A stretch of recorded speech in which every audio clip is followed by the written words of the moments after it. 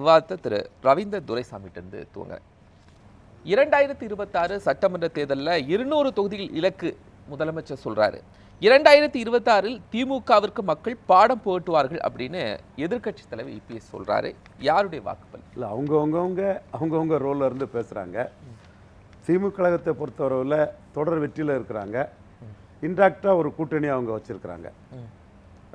மக்களவைத் தேர்தலில் 48 விழுக்காடு வாக்குகளை திமுக அணி பெறுங்கிற ஒரு கருத்து எனக்கு இருந்தது.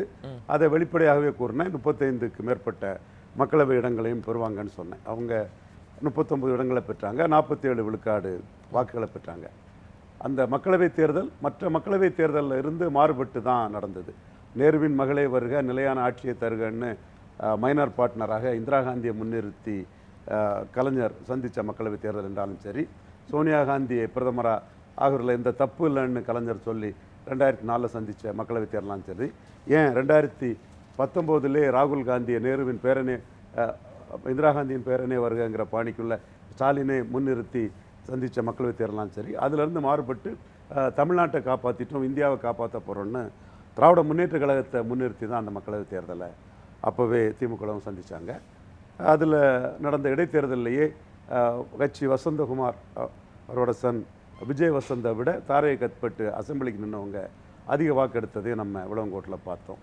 ஸோ அவங்க திமுக தங்களை முன்னிறுத்தி தான் அந்த மக்களவைத் தேர்தலை சந்தித்தாங்க. இப்போது அவங்களுக்கு அந்த அணியில் ஏற்கனவே முன்னாடி இருந்ததோட கமலஹாசன் கூடுதலாக சேர்ந்திருக்கிறாரு. அவருக்கு ஒரு ராஜ்சபா இடங்களையும் கொடுத்துருக்கிறாப்புல. இதையும் தாண்டி திமுகவை ப்ரியாரிட்டியாக வச்சு அதிமுக ஆப்ஷனை ஓப்பன் பண்ணி அவங்க அரசியலை பண்ணுறாங்க. பாமக போன்ற கட்சிகளிலே ஒரு பிரிவினர் திமுகவுக்கு ஒரு மைல்டாக இருக்கக்கூடிய ஒரு தன்மையை நம்ம பார்க்குறோம். ஸோ இந்த அரசியல் களம்ங்கிறது திமுகவை நோக்கி எதிரணியில் உள்ள ஒரு கட்சி கொஞ்சம் வெளிப்படையாகவும் இன்னொரு கட்சி கொஞ்சம் மறைமுகமாகவும் ஆப்ஷனை ஓப்பன் பண்ணக்கூடிய ஒரு தன்மையை கூட பார்த்துக்கிட்டோம். ஆனால் இந்த தேர்தலில் நீங்கள் சொல்லும்போது 40% அப்படிங்கிறது அந்த இன்டாக்டான கூட்டணி விசிகால இருந்து இன்னும் அதிமுக வரைக்கும் கம்யூனிஸ்ட் எல்லாருமே அதிக தொகுதிகளை கேட்டு பெறுவோம் அப்படிங்கிற ஒரு நெருக்கடியை உருவாக்குறாங்க. இதே நெருக்கடி 2019 இருந்து 21 இருந்து 24 இருந்தது. 2019 டிடிவி தினகரனை மையமாக வச்சு இந்த நெருக்கடி பெரிய அளவில் இருந்து அனிதா மரணத்துக்கு டிடிவி தினகரன் கூட போனது இவர் திருமாவளவன் தான். அது மட்டுமல்ல, காங்கிரஸ் தினகரன் விசிகா கூட்டணி வரும், பழைய நடராஜனுக்கு டீம் அப்படியே வந்துருவாங்கங்கிற பேச்சுகளும் இருந்தது. ஒவ்வொரு கட்டத்திலும் கூட விடுதலை சிறுத்தைகள் கூட 2024 கூட அவங்களுக்குள்ள தொகுதி தொடர்பாட்டு ஆதவர்ஜனாவுக்கு தொகுதி கேட்ட தொடர்பாட்டு பல பிரச்சனைகள் இருக்கத்தான் செய்யுது. அது இருக்கத்தான் செய்யும். ஏன்னா அந்த கூட்டணியில் உள்ள ஒவ்வொரு கட்சிகளையும் வெற்றிக்கு தங்களோட பங்களிப்பு அதிகம்னு விடுதலை சிறுத்தைகள் நினைக்கிறாங்க. நாங்கள் இப்படியே ஒரு 6 சீட்டோடு நின்று போகணுமான்னு சிபிஎம் நினைக்கிறாங்க. ஸோ அத்தகைய குரல்களும் அத்தகைய டிமாண்டுகளும் ஒவ்வொரு கட்சியும் தங்கள் வளர்ச்சியை மையமாக வச்சு திமுக அணிக்குள்ளே கேட்கத்தான் செய்வாங்க. அதே வேளையில் அவங்க 19, 21, 24 விட்டு கொடுத்து போல 26லையும் எங்களுக்கு இதே தொகுதிகளே போதும் அப்படின்ட்டு இருந்துருவாங்களா? அது ஸ்டாலினா செயல்படுறாரா ஜெயலலிதாவா செயல்பட போகிறாராங்கிறது நம்ம நேரம் வரும்போது தான் பார்க்கணும். இதுவரை அவர் ஸ்டாலினா தான் செயல்பட்டு இருந்தார். ஜெயலலிதா அம்மையார் 2009ஆம் ஆண்டு கம்யூனிஸ்டுகளுக்கு 3 தொகுதி கொடுத்தாங்க. அதே ஜெயலலிதா அம்மையார் 2014ஆம் ஆண்டு அவங்க 17 ஆட்சி கட்டில் வந்த பிறகு அவங்க கம்யூனிஸ்டுக்கு ஒரு தொகுதி தான் தர முடியும்னு சொல்லி அவங்க குறைஞ்சபட்சம் 2 தொகுதியாவது கொடுங்கன்னு கேட்டு, ஏன்னா 5 ஆண்டுகளுக்குள்ள எதிர்கட்சியாக இருக்கும்போது 3 கொடுத்தவங்க ஆளுங்கட்சியாக வரும்போது 1 தான் கொடுப்போன்னு சொல்லும்போது 2வது கொடுங்கன்னு சொல்லி அந்த 2 கிடைக்காதனால தான் சீட்டு தகரால தான் அதிமுக விட்டு கம்யூனிஸ்டுகள் வெளியேறினாங்க. பட் கொள்கை ரீதியாக பிஜேபி எதிர்க்கக்கூடியவங்க தான் அந்த கிரெடிபிலிட்டியான அவங்கள்ட்ட நான் கொஸ்டின் பண்ணலை. அந்த சூழ்நிலை இருந்தது. அப்படி ஒரு முடிவை ஸ்டாலின் எடுப்பாரான்னு சொல்கிறது ஸ்டாலினோட நடவடிக்கைகளை பார்க்கும்போது அவர் கூட்டணி விஷயங்களில் ஒரு ஸ்டேட்டஸ் கோயிஸ்டார் தான் தன்னோட பயணத்தை பண்றாரு.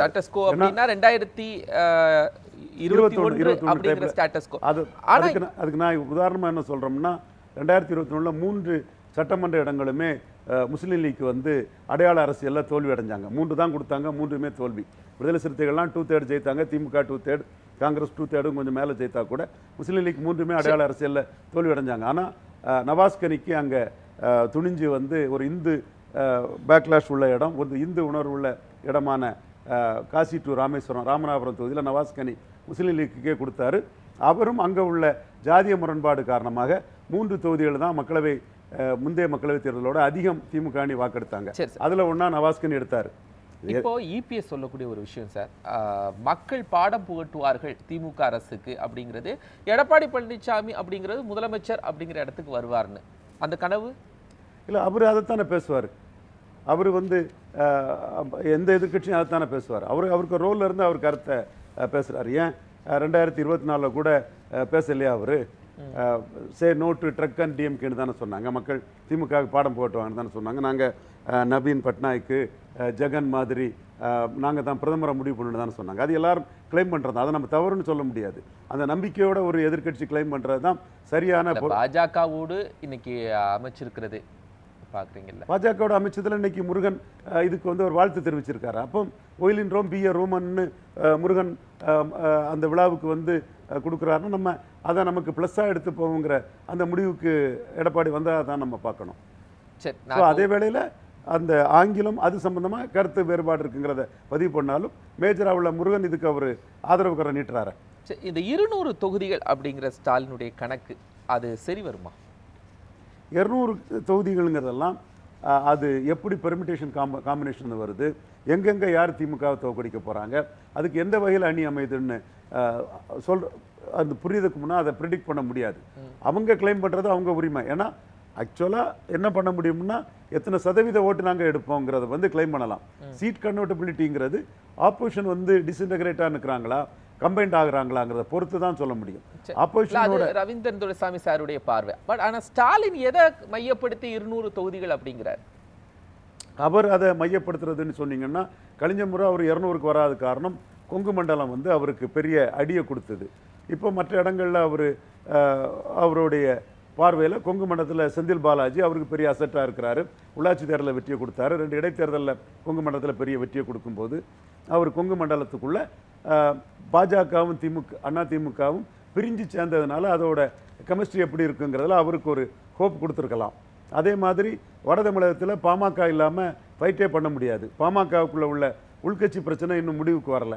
ஸோ அங்கேயும் அவர் ஜெயிக்கும் நம்பிக்கை அவருக்கு கொடுத்துருக்கலாம். என்னோட பார்வை அவர் அணியை இன்டாக்டாக வச்சிருக்கிறார். ஏன்னா இதில் உள்ள இந்த சின்ன இதெல்லாம் நான் பெருசாக எடுக்கலை. ஏன்னா வின்னிங் அலையன்ஸுங்கிறனால வெற்றி தொடருங்கிற கணிப்பில் தான் அதை நான் பார்க்குறேன். மற்ற எதிரணிகள் எப்படி கம்பைன் ஆவாங்க என்ன யார் கையிலும் இல்லை. இப்போ ஸ்டாலின் நிறங்களை வைத்து தொகுதிகளை கட்டமைக்கிறாரு, சிகப்பு ஆரஞ்சு அப்படின்னு, வலிமை குறைவாக அப்படிங்கிறது. இந்த ஸ்ட்ராட்டஜிலாம் ஒர்க் அவுட் ஆகுமா? இல்லை, அவங்க இன்னைக்கு 30 லட்சம் விடுபட்ட பெண்களுக்கு 1000 ரூபா கொடுத்துருக்காங்க.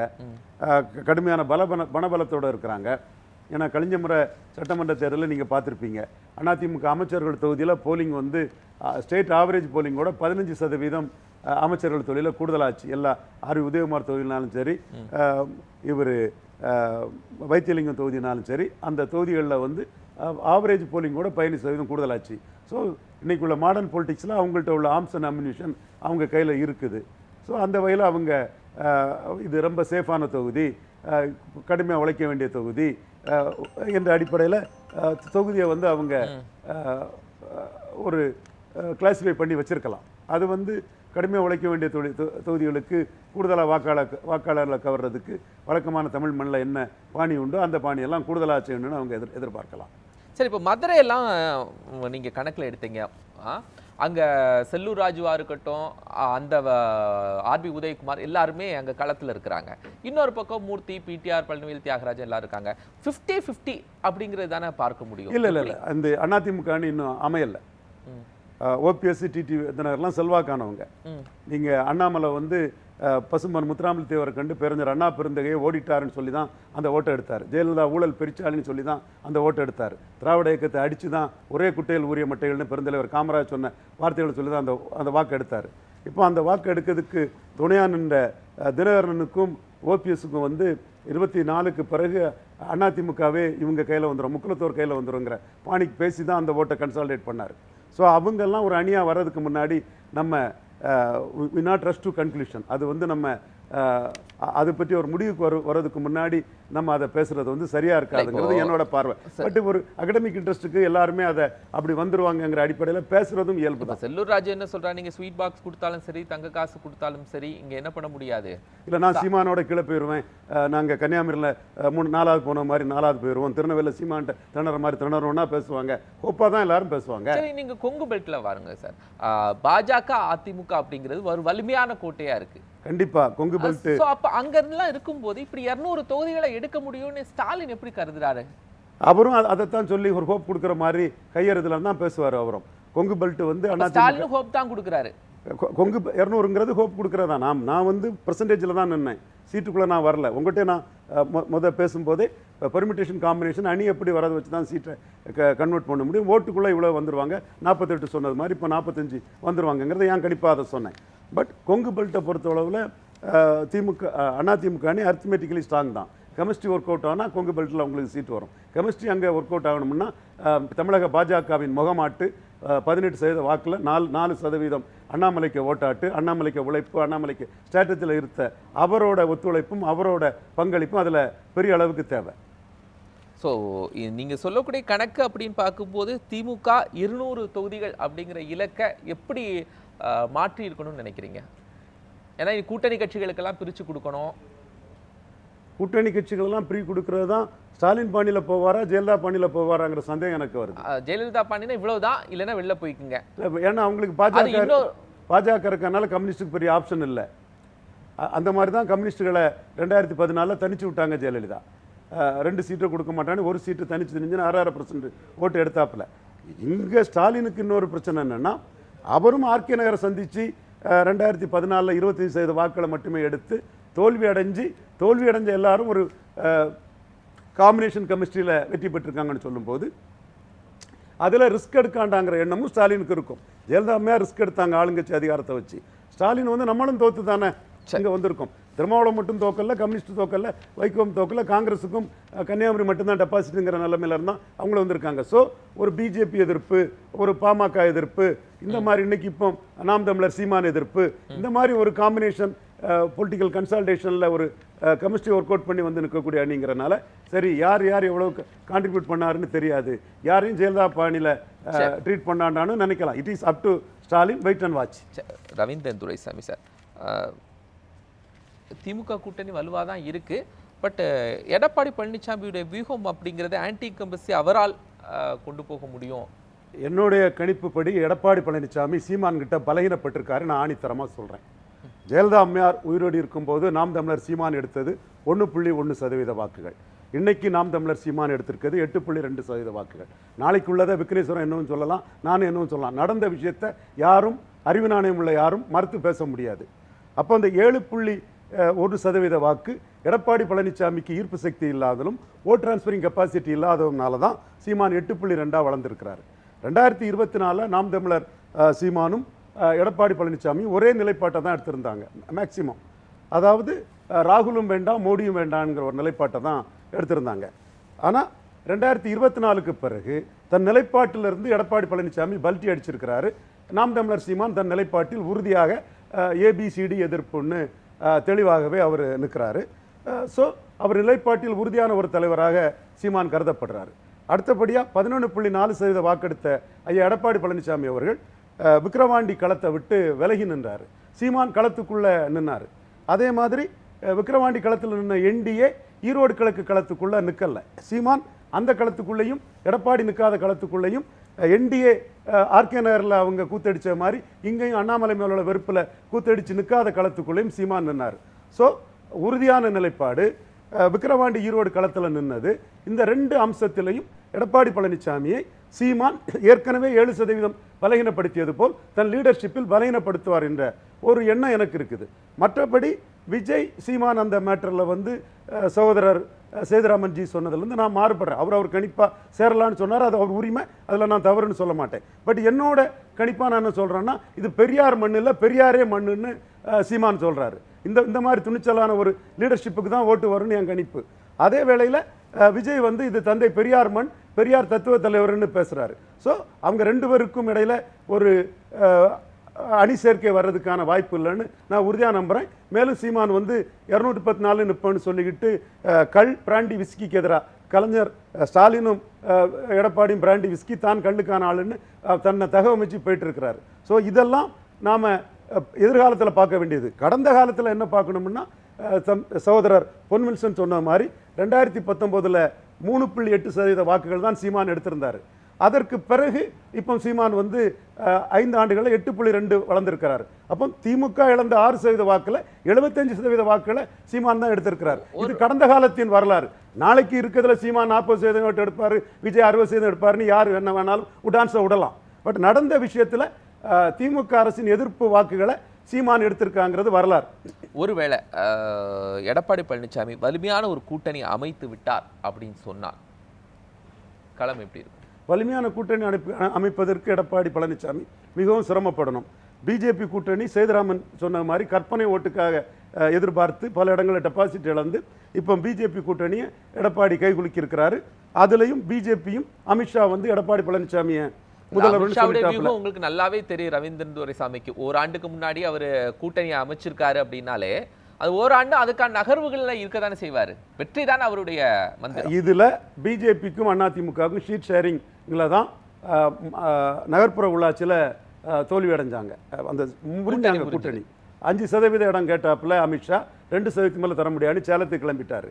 அதற்கு பிறகு மக்களவைத் தேர்தலில் 6 இடங்களுக்கு மேலே தர முடியாதுன்னு டஃப் ஆர்கேரான ஐயா எடப்பாடி பழனிசாமி சொன்னார். அண்ணாமலை நான் வந்திருக்கேன், எனக்கு 12 சீட்டு வேணும்னு அண்ணாமலை கேட்டார். அதில் உடைஞ்சுது. இப்பவும் அவர்களுக்கு இடையில வந்து ஒரு ஷீட் ஷேரிங் ஒரு ப்ராப்ளம் தான். பட் நான் உடையும் நம்பல, 90% அவங்க இன்டாக்டாக போவாங்கன்னு கருதுறேன். அடுத்தபடியாக பாமக அவங்க பிளவுபட்டு நிற்கிறாங்க. 90 இடங்களில் வெற்றி பெறதுக்கு பாமக ஃபைட் பண்ணுறதுக்கே பாமக வந்து அதிமுக கூட்டணிக்கு வேணுங்கிற நிலைமையை தான் கடந்த காலத்தில் பார்க்கணும். ஸோ அவங்க எப்படி ஒன்றிணைகிறாங்க, என்ன போகிறாங்கன்னு பார்க்கணும். திமுக ப்ரியாரிட்டியாக வச்சு அதிமுக ஆப்ஷனை காட்டி அரசியல் பண்ணுறாங்க. ஸோ இதெல்லாம் எப்படி அணி அமைய போகுதுங்கிறத பார்க்கணும். ஆனால் 2வது இடத்தை தக்க வைக்கிறதுக்கு 11.4% வாக்கு பலம் கொண்ட தாமரை கூட கைகோத்ததுனால 19 + 11 30%க்கு மேற்பட்ட ஒரு வாக்கு பலத்தில் கெமிஸ்ட்ரி நாளைக்கு பார்க்கலாம். அர்த்தமேட்டிக் சொல்றீங்க. அர்த்தமேட்டிக் 30ல் வந்தது. தன்னுடைய எதிர்க்கட்சி ஸ்டேட்டஸை எடப்பாடி தக்க வச்சுக்கிட்டாரு. அசான் டேட்